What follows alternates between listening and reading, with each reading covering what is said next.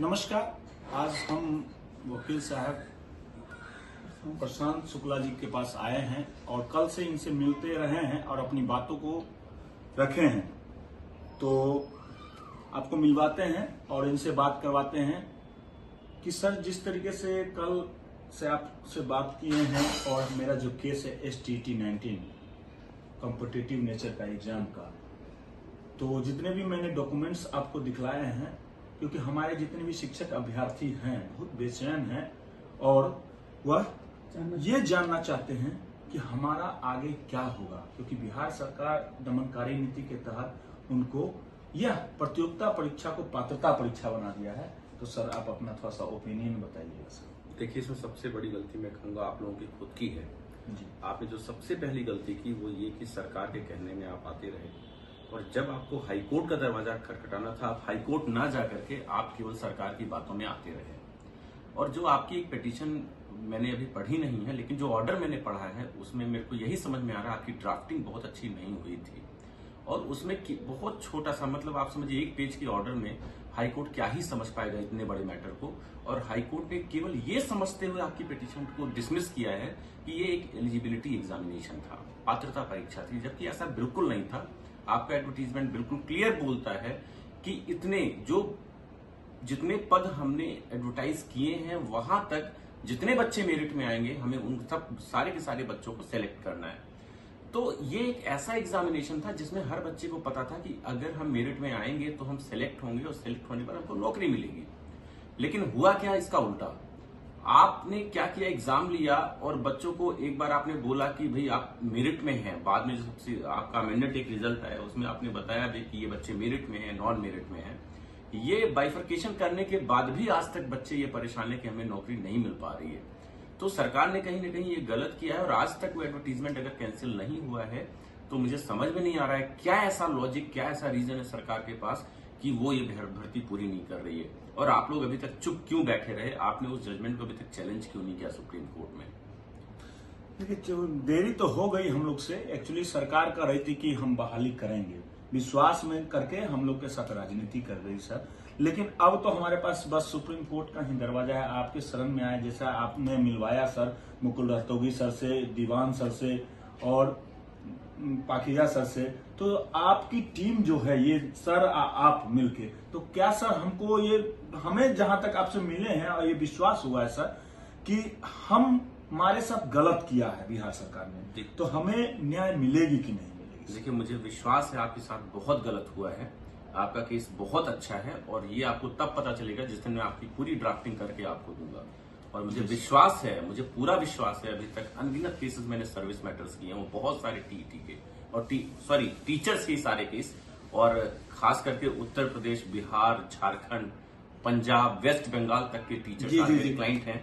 ठीक है, तो मैं ये कह सकता हूं कि आपका ये सर्विस मैटर बहुत जबरदस्त है और आपके साथ बहुत अन्याय हुआ है। ठीक है, और गलती आपकी एब्सोल्युटली यहाँ पर है कि आप लोग कोर्ट क्यों नहीं गए। मैंने आपको मुझे लग रहा था फिजिकल एजुकेशन के बारे में, जैसे ही मैंने पूछा हाई कोर्ट गए थे, आपने जैसे बोला हाँ वो गए थे, सिलेक्शन भी उनका हुआ, तो आप क्यों नहीं गए? मेरा पहला क्वेश्चन था आपसे। आपको तुरंत हाई कोर्ट जाना था और अच्छी पैरवी करनी थी। वो गलत आदमी सर चले गए। आपका सर नाम सुने कि झारखंड में सोनी कुमारी को 13 जिला के शिक्षक, लगभग 3500 शिक्षक थे, 3677 आपकी टीम और आपने मेहनत किया, तो आज वो नौकरी से बचे हैं, क्योंकि हाईकोर्ट ने तो सर निरस्त कर दिया। तो हम लोग को भी तो आशा है सर, आप ही की टीम बिल्कुल आशा है।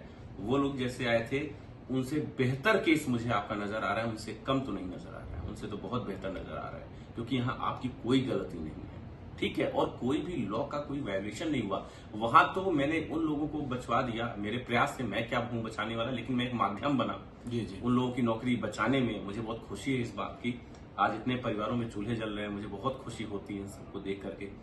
मैं उसमें एक माध्यम बन पाया। उसमें तो ये था कि संविधान पीठ के जजमेंट के बाद भी उनको हम लोग बचा ले गए। संविधान पीठ का क्लियर जजमेंट था कि आप लोकल रेजिडेंस के बेसिस पर कभी भी आप रिजर्वेशन 100% नहीं दे सकते। 13 जिलों में दिया गया था, उसी के बेसिस पे सारी बहाली हुई। संविधान पीठ के जजमेंट के बाद भी उनको 2 जजेस ने लाकर 2 जजेस के सामने हम लोगों ने आर्ग्यू किया, उनको यहाँ पे बचा दिया।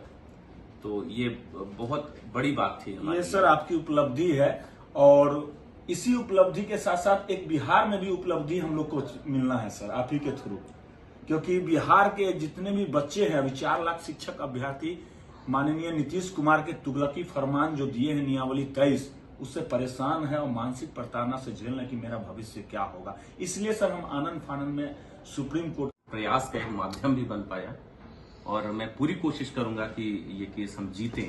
और इस केस में बहुत दम है, लीगली बहुत साउंड केस है, और वो मैं कैसे बताऊं, जिस दिन मैं ड्राफ्ट करके दूंगा आपको खुद बहुत अच्छा लगेगा, और ये लगेगा कि नहीं वास्तव में बहुत मेहनत, बहुत अच्छी तरह से हम इसको ड्राफ्ट करेंगे। मेरे पास बहुत सारे जजमेंट साइटेशंस हैं जिनके बेसिस पे हम कह रहे हैं कि आपका केस बहुत अच्छा है, और हमें लगता है कि हमें जीत मिलेगी। ये मेरी आशा है, मेरा दिल कहता है ऐसा होगा। सर आप बोल दिए तो हमारे लिए इतना ही काफी है कि पहले तो सर को बहुत बहुत धन्यवाद कि आपने बहुत उम्मीद जगाया हम लोगों को। देखिए मैं एक चीज बता दूं, मैं गारंटी कभी नहीं लेता, लेकिन मेरे को इतना विश्वास है आपका केस देख के, जेन्युइनली मेरे को इतना विश्वास है कि आज आप लोगों ने आज तक पढ़ाई पे लाखों रुपए अगर खर्च किए हैं, तो आपको 2-4-6 हजार रुपए यहाँ खर्च करने में कतई पीछे नहीं हटना चाहिए, क्योंकि मेरा दिल कहता है कि आपका केस बहुत अच्छा है, और आज आप 4-6 हजार रुपए के लिए अगर पीछे हटे ना, तो शायद जिंदगी भर आप पछताएंगे। नहीं, हम सभी अभ्यर्थी पीछे हटने वाले नहीं, इसलिए मैं कह रहा हूँ क्योंकि आप 2-4-6 लोगों के बस का नहीं है ये सब। जी, समझ रहे हैं। सुप्रीम कोर्ट बहुत एक्सपेंसिव है, और यहाँ पर मैं चाहे जितना अच्छा केस बना के ले जाऊं, लेकिन कई बार ऐसा होता है कि हमें सीनियर्स की जरूरत पड़ जाती है, तो उसमें कहीं ना कहीं फंड भी इन्वॉल्व होता है। अगर आप सब लोग मेहनत से एकजुट होकर के केस लड़ेंगे, और मैं जिस तरह बताऊंगा उस तरह अगर आप कोशिश करेंगे, एफर्ट करेंगे, तो मुझे उम्मीद है इस बात की कि हम लोग कहीं ना कहीं जीतेंगे भी। नहीं सर, हमें भी उम्मीद बहुत है आपसे, बहुत आपसे उम्मीद है कि आप जरूर ये इस हम लोग का जो मैटर को आप सॉल्व कराइएगा सुप्रीम कोर्ट से, और हम सभी अभ्यर्थी भी पूरे दम से तन मन धन पैसे की कोई कमी नहीं होने देंगे। हम सभी अभ्यर्थी 30,675 मेरिट लिस्ट के अभ्यर्थी अपना खून बेच देगा, लेकिन आपको और कहीं से कोई कमी नहीं होने देगा। बस हमें जीत चाहिए, इसके अलावा कुछ हम बस एक चीज के लिए लड़ेंगे कि आपके साथ जो अन्याय हुआ है, आपको 3 साल तक जो ये परेशान किया गया कि अब देंगे तब देंगे, अब देंगे, आज तक आपको नहीं दिया गया, ये बहुत गलत किया गया। या तो पहले मना कर देते कि नहीं देंगे, क्लियर तो रहता, लेकिन आज तक आपको क्यों आश्वस्त करते रहे ये लोग, और कुछ भी नहीं किया आपके साथ। कब तक आप एग्जाम देते रहेंगे, मुझे समझ में नहीं आता, कब तक देते रहेंगे। आप लोग इतना टफ एग्जामिनेशन पास करके आए, अब आपको कहा जा रहा है कि आप दूसरा कोई एग्जाम दीजिए, ये कैसे हो सकता है भाई? या तो आपने वो एडवर्टीजमेंट रिटर्न में कहीं कैंसिल किया हो, तो आपने कुछ नहीं किया, वो एडवर्टीजमेंट आज तक जिंदा है। अगर जिंदा है तो आप पहले उसको पूरा करिए। ये तो आर्बिट्रेरीनेस है। आप जो चाहेंगे, जब चाहेंगे, जैसे चाहेंगे, आपने इतने बच्चों की उम्मीदों के साथ आपने खिलवाड़ किया, ये गलत है, ऐसा नहीं कर सकती सरकार। और एक बार अगर आपने प्रोसेस ऑफ सिलेक्शन शुरू किया है, एकदम क्लियर लॉ है, once you have started the process of selection you can not change the rules of game.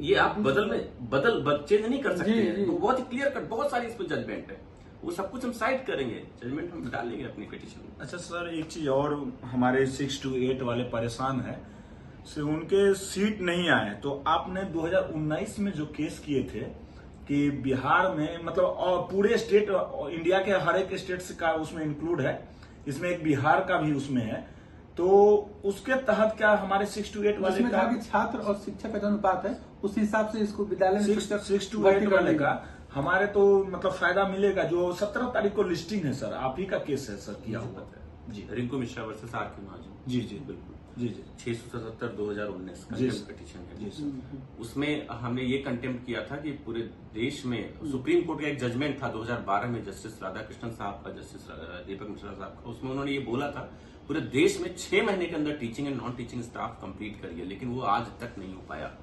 ये बहुत ही दुख की बात है कि सरकारें शिक्षा के मामले में बहुत ज्यादा लीनियंट है। तो 2019 में इसको लेके हमने कंटेम्प्ट फाइल किया और ये बताया कि बिहार सरकार बिल्कुल ही लीनियंट है इस मामले में। तो सुप्रीम कोर्ट ने नोटिस जारी करते हुए आर.के. महाजन जी से पूछा था, तो उन्होंने जवाब भी लगाया, आश्वस्त भी किया उच्चतम न्यायालय को, साहब बहुत जल्द हम सारी भर्ती पूरी करेंगे। लेकिन जहां तक मैंने सुना है अभी तक वो भी प्रोसेस पेंडिंग है। जी। बहुत सारे बच्चों को अभी तक न्याय नहीं मिल पाया, टीचर्स की बहुत कमी है, और वो सरकार दूसरी तरफ कहती है हमारे पास सीट फुल है और हम भरना नहीं चाहते, भर नहीं रही है। तो हमको जहां तक लगता है कि सर अगर 17 तारीख को सुनवाई हो जाए तो कुछ न कुछ हमारे 6 to 8 वाले भाई के लिए ये बेहतर साबित हो जाएगा निर्णय, उनका सीट देना मजबूरी हो जाएगा सरकार। लेकिन हाँ, 17 तारीख के लिए मैं इसलिए आपसे वादा नहीं कर सकता क्योंकि इस समय हमारा मिसलेनियस वीक चल रहा है, कोर्ट बंद होने वाला है, तो पुराने मैटर्स जनरली नहीं सुने जा रहे हैं। तो अभी तो मैं आपको बहुत आश्वस्त नहीं कर सकता, लेकिन उसमें थोड़ा कुछ एप्लीकेशन हमें फाइल करने पड़ेंगे विद लेटेस्ट डॉक्यूमेंट्स। हम किस तरह शो कर पाए कि 6 से 8 के लिए अभी भी बहुत सारे टीचर्स की जरूरत है और सरकार के पास वो पद नहीं है, इसको दिखाने के लिए हमें प्रॉपर एक एप्लीकेशन कोर्ट में फाइल करनी पड़ेगी, उस पर हमें आर्ग्यू करना पड़ेगा। जब तक मैं उस पर आर्ग्यू नहीं करूंगा उस पर फर्दर कोई एक्शन नहीं होने वाला। बहुत बहुत धन्यवाद सर, आप अपना बेहतर समय और कीमती समय दिए हैं। और समय ये सर बिहार के सभी शिक्षक अभ्यर्थी के भविष्य के लिए। जिस दिन शिक्षक अभ्यर्थी अगर स्कूल में चले जाएंगे ना सर, दिल्ली दूर नहीं है, सभी लोग यहाँ आएंगे, इस न्यायालय का माथा टेकेंगे सर, आपको मिठाई जरूर खिलाएंगे। धन्यवाद, मुझे बहुत विश्वास है, मैं बहुत भाग्यशाली हूँ, ईश्वर ने इतना बड़ा मौका मुझे दिया आज तक और आगे भी इस तरह के मौके दे रही है भगवान। तो मैं ईश्वर का सब शुक्रगुजार हूँ कि उन्होंने इतने बड़े मौके मुझे दिए। थैंक यू, धन्यवाद। Thank you.